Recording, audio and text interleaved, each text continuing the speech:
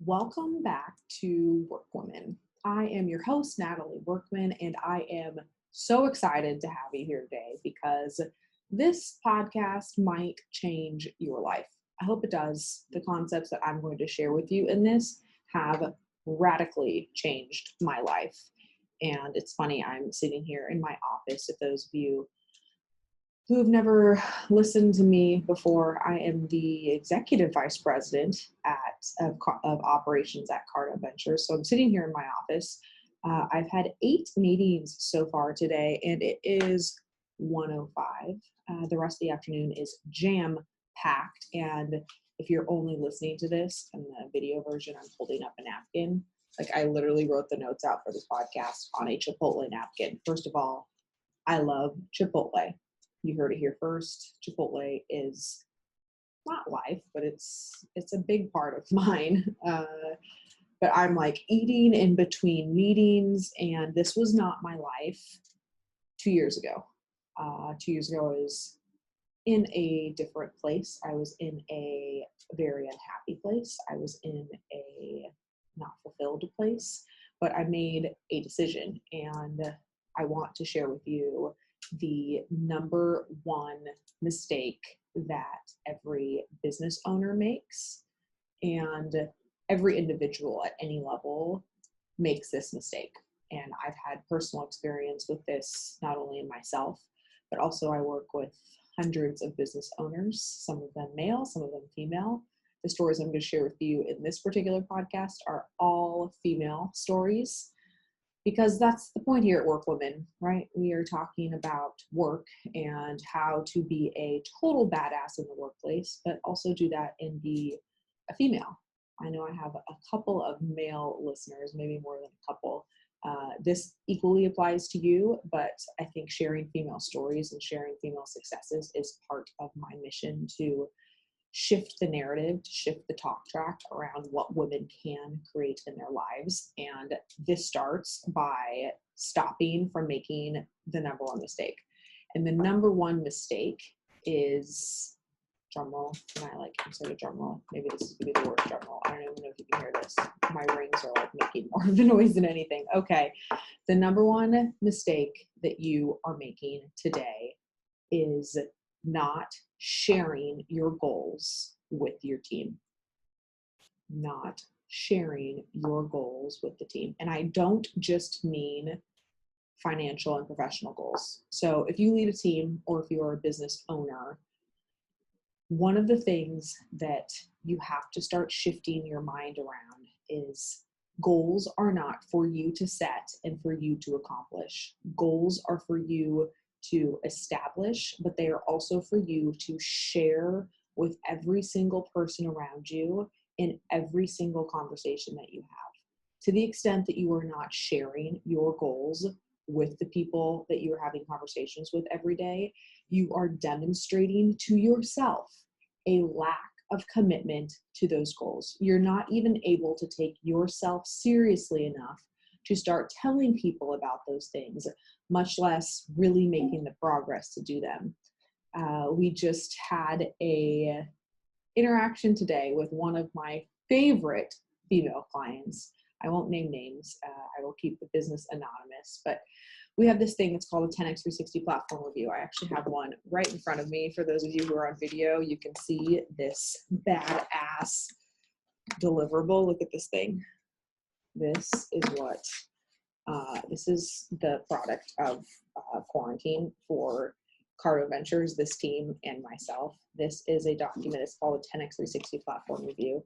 At this moment in time, this deliverable is $130,000 investment from the businesses that we work with. We will be raising that price soon as we're going through our planning process. That's one thing that we have a lot of cost that goes into it, because it is hundreds of hours of clients' time, and it's hundreds of hours of hours of our team's time, and quite an investment from our clients' side in order to get the information that lies in this book, which is the growth strategy for your business. So it is where you want to be in 10 years and how you're actually going to get your business there through the location expansion through the financial projections, through actual tangible next steps for what it's going to take in order to make the movement to get to your goals. But this document, let me actually count it. Since it's in front of me, I'm going to just count the page. So the very first page is, it says 10x 360 platform review, and there's an awesome photo. The second page is the table of contents. The third page is the section header. The fourth page is mission, vision, core values. I know we've talked about that in one of the first episodes, talking about mission statements. I don't think I went hard on vision and core values, but boy, can I. Okay, so the fifth page, we're on the fifth page, right? And now I already lost count. The fifth page of this document are the owner's stated goals. Now, when we were putting this together, this thing has 250 plus pages in it.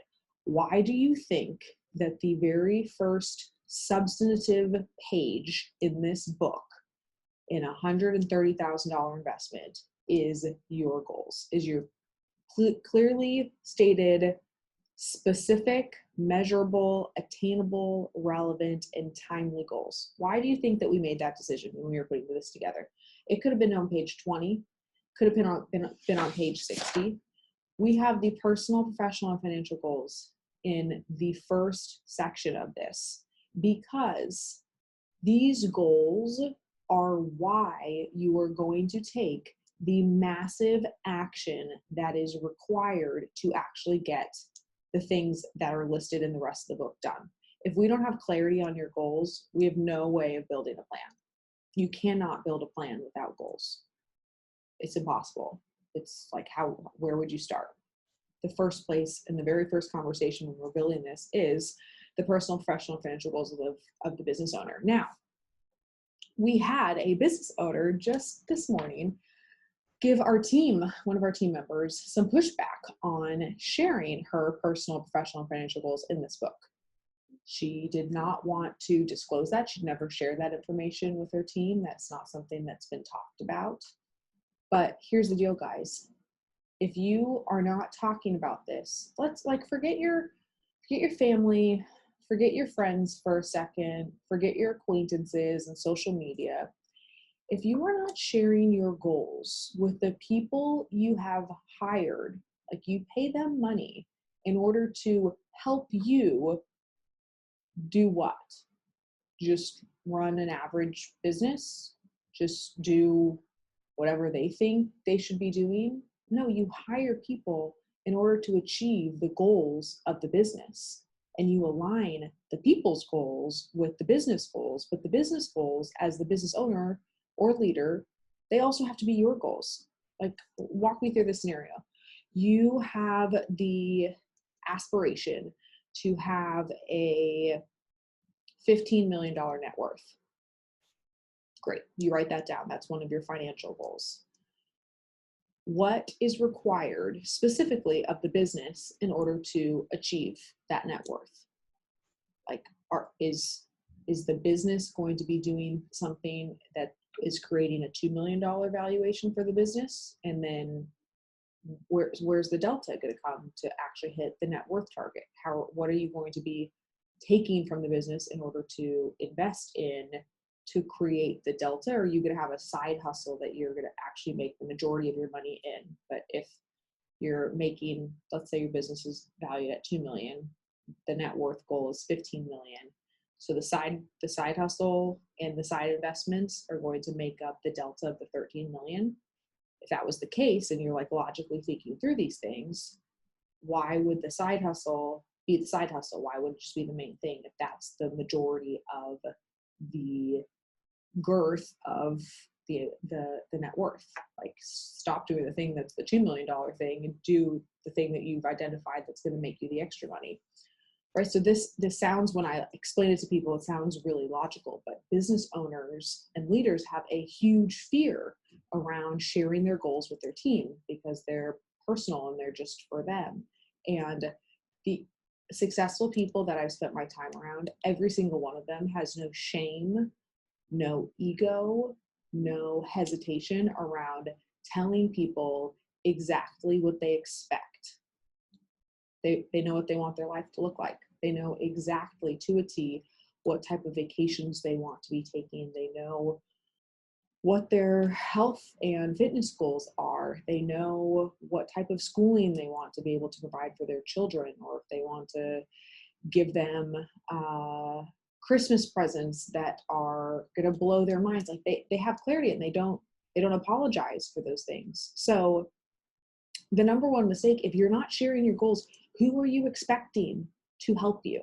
That's my next question. Is like, who, if you're not going to tell your colleagues or the people that work for you, you could tell your friends, or you could tell your significant other, maybe even your family. But are they going to be the ones that are actually helping you do those things? Now, if you work with a spouse, Brian and I share our goals with each other because we have clarity between the two of us of the lifestyle that we want to live, but we also work in the business together. So when I tell him what my net worth goals are, he tells me what his are, and we join those together. Like, we have a synergy because we know, okay, this is what we have to go build together. But if we weren't working together and I had my goals, he had his goals, he wouldn't actually be able to help me with my goals, because it's not just the joint net worth that matters, at least not to me. It's also what I contribute. That's something that I value as I attain skill sets, as I learn more, as I have additional experience. My ability to create financial value should increase, and I am laser focused on that, because I'm not just adding value for the sake of adding value. I'm not just going to go to law school in order to learn how to be a lawyer without recognizing that I want some other impact, and that impact should be financial for me. So I could understand a spouse if you guys work together, but if you're just telling your friends your goals, if you are able to tell your friends your goals, and I actually find this one was harder for me than telling my team or telling my spouse. I think sharing with friends or on social media what your goals are, you can feel apologetic about it. Like, the hardest conversations I had when I made this radical change that I started this podcast talking about 2 years ago, some of the people that I told were downright discouraging. Like, I left those conversations. Oh, I just remember being so mad, and underneath the mad was like sadness and also a significant amount of insecurity, because the thing with goals are, you haven't done it before. You're not going to set a goal that you've already done and accomplished, because if you've done it before, it's you already know how. You've grooved in that muscle memory, so to speak. But with a goal that's crazy, and you're fearful, you're a little fearful because you've never done it before. So with those, in my personal experience, and you might have different and potentially better friends than I had at the time, but the friends were the last people, or were some of the first people that I told, and they should have been the last people. They should not have been the people that I was going to tell, because it took even more internal fortitude for me to continue to pursue the path that I was pursuing, because they were so unsupportive and asked such like critical questions, but not from the standpoint of actually trying to help me figure it out. But the point is, they can't help me figure it out because my goals were not around them. So again, if you're going to share your goals with somebody, you should be sharing them, not with your mom, not with your friends, not with your significant other. If they're not able to actually impact them, you should be sharing it with the people that are around you that can actually take you to that next level. The other piece of that, I know I touched on this in the last podcast too, for what's actually holding you back, but with the number one mistake being not sharing your goals, number one and number two might be kind of tied in my mind, because the other biggest infraction here is not setting them big enough. Like, you should be motivated and inspired, yes, but as soon as you set that stake in the ground, you should feel like a little bit of terror. Or I feel, how about this? I'm not going to tell you how you should feel. I feel a little bit of terror. We just are going through the 2021 annual planning process here at Cardinal Ventures. And we kicked this off, the EVP of Finance and myself started going through the forecasting process so that we can trickle down into our executive team meeting, which will put the strategic initiatives behind the big goals, the big revenue goals by department that we're setting right now. And I had a moment yesterday. Brandon asked me a couple of questions after the main number was established, and I told him like I needed to not answer his questions because I couldn't come at the questions that he was giving me in a way that actually solved them, because it was so overwhelming to me what we were trying to accomplish. And he wasn't part of the original conversation, so he said he does set revenue targets, don't get me wrong, he was part of that conversation.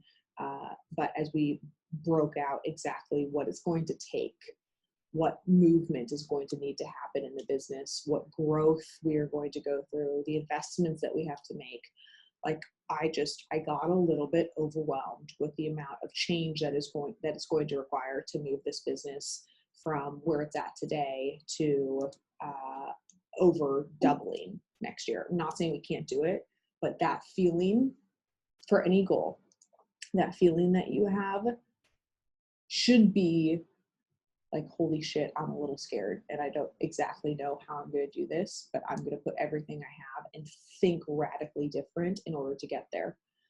That is with number 2, not saying your goal is big enough. If we were only trying to grow by 10% next year, 10% isn't substantial enough for me to have to think with. It's like, for those of you not watching, it's like all of a sudden you take a hat off and you put a new hat on, and you're thinking with the weight and the texture and the feeling of this hat. Like it's a new way. It's like, imagine having a helmet on your head and you like have to like nod and it kind of like moves up and down. Like you have to think with this thing. It's a new way of thinking.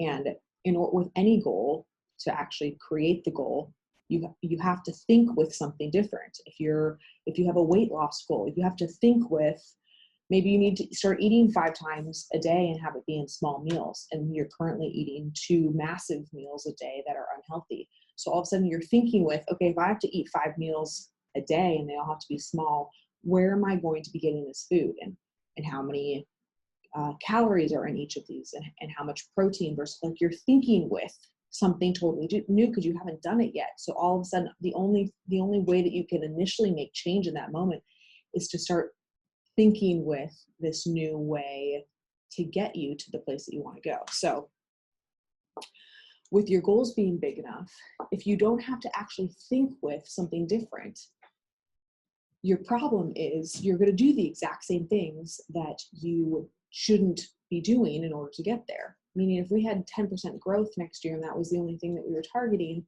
I wouldn't be thinking with, okay, we probably have to buy an HIRS at that point. And if we're going to have 100 team members in this building, like, what space do we need to be in? And what type of IT support do we need? Like, right now, it's on my radar, but it's not something that I have to think with at this moment, because we just hired our 30th employee. How freaking exciting is that? We will end the year at between 35 to 40. My goal pre-COVID was to end this year with, I believe it was 38. So we are almost on track with that, which is amazing in this year. But we've had rapid growth this year, like to more than double next year. Again, it's like it's a deep swallow. It's a breath that you have to take. But that has to be the feeling, or else you're not actually going to get to where you want to go. If you don't have that overwhelming feeling, if the goal isn't big enough, the change won't actually happen, because you will trick yourself into thinking that it's not that hard. It probably wouldn't be that hard for us to only grow by 10% next year.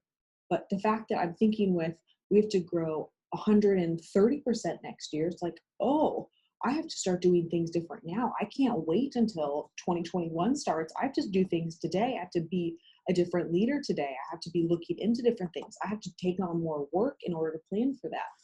So don't set your goals so low that you trick yourself into thinking that it's not going to require a shitload of energy and resources, and it should freaking terrify you, because that's what it takes to actually make the change. The terror, I guess I hate to say it this way, but it's actually the truth. The terror is what makes the change, as long as you don't run away from it. You have to lean into the terror. You have to understand, you have to like push everything you have into, okay, this is scary, but I'm going to keep moving into this because the goal is worth it. If the goal isn't worth it, then you're not actually going to put the energy into it. And the terror is going to just be terror, and you're going to avoid it, or you're going to minimally achieve the goal.